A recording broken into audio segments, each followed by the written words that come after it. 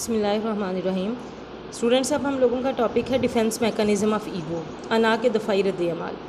फ़र्द की अना कमज़ोर हो तो वो ईगो और सुपर ईगो में तवाज़न कायम नहीं रख सकेगा, और इस तवाज़न कायम ना रखने के सिलसिले में जो इंसान के अंदर कश्मकश पैदा होती है कि क्या करे क्या ना करे, उससे एंजाइटी पैदा होती है।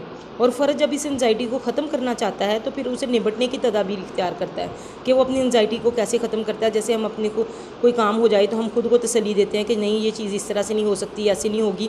खुद को हम जो है वो रिलैक्स करने की कोशिश करते हैं। दूसरों को जब हम तसल्ली देते हैं तो उनको भी जो है वो इस तरह से हम सहारा देते हैं।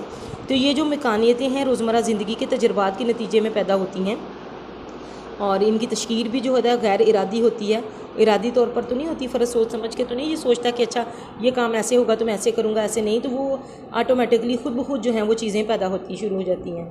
फ्राइड का कहना है कि ख्वाहिशात की अदम तस्कीन से जब हमारी ख्वाहिशात पूरी नहीं होती, तशवीश बाज़ औक़ात उससे पैदा होने वाली एंजाइटी इतनी ज़्यादा होती है कि ज़हनी सेहत को तबाही से बचाना मुश्किल हो जाता है। इतना वो नेगेटिव इम्पैक्ट जो है वो दिमाग पर बुरी तरह असरअंदाज हो जाती हैं कि इंसान उस नाखुशगवार कैफियत से फिर बचने के लिए जो है वो ऐसे तरीके इख्तियार करता है ताकि वो टेंशन से निकल सके, एंजाइटी से खुद को जो है वो बचा सके। उसमें सबसे पहला जो है वो दैट इज़ रिप्रेशन। अबतान जो है वो लिखना है लफ्ज़ बतन से, जिसका मतलब है यानी कैद करना, यानी पीछे आना, यानी तीनों अल्फाज जिसका मतलब ये है कि ख्वाहिशात को नज़रों से ओझल कर देना जिनके साथ एहसास गुनाह वाबस्ता होता है या जो माशरती तौर पर काबिल कबूल नहीं होती।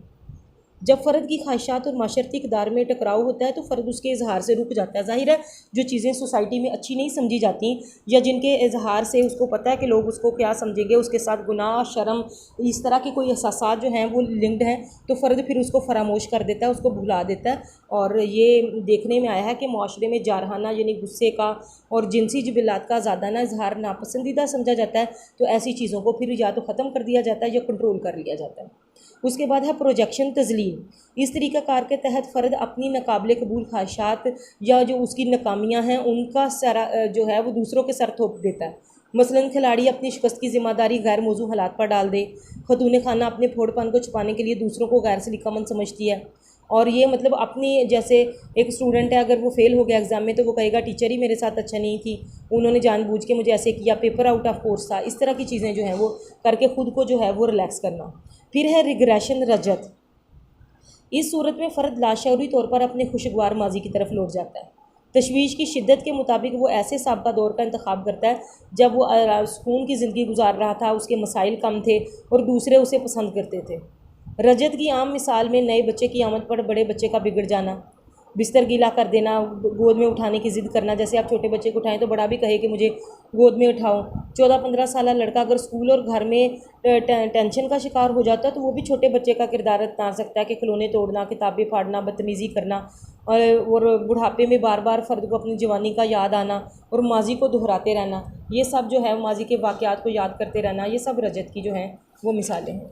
उसके बाद है मुमासलत, आइडेंटिफिकेशन।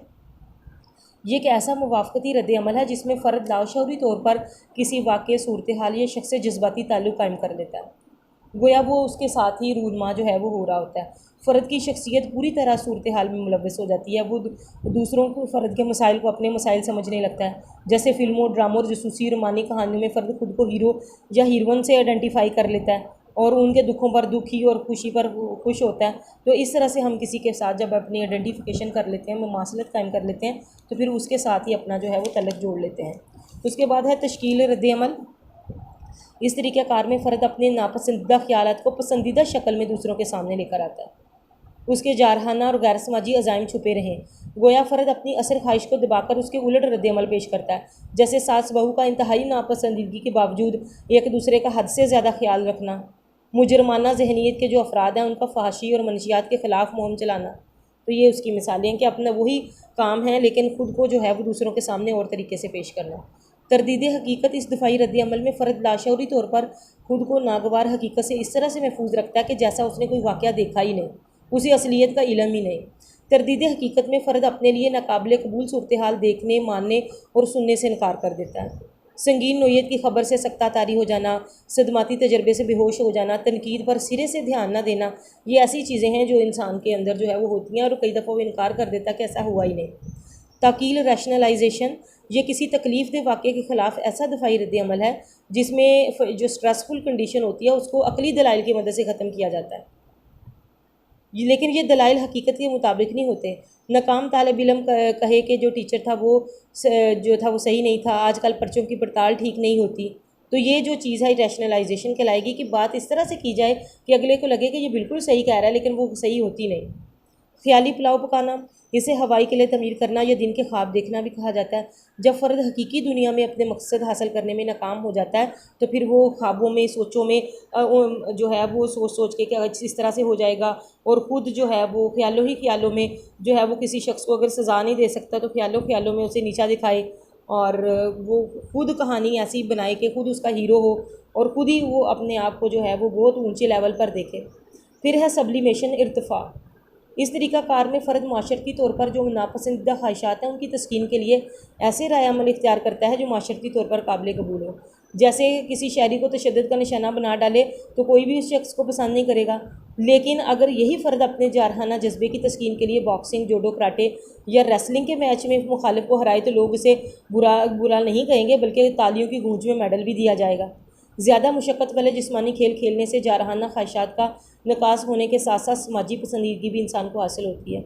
जबिलात की तस्कीन से गुरेज़ वो कीमत है जो इंसान ने तहज़ीबी इक़दार की अदा की है। इसके अलावा जो है वो दीगर अमाल भी हैं, लेकिन वो फ्राइड के पेश करदा नहीं, इसलिए फ्राइड की थ्योरी में उनका जिक्र जो है वो नहीं किया जा सकता।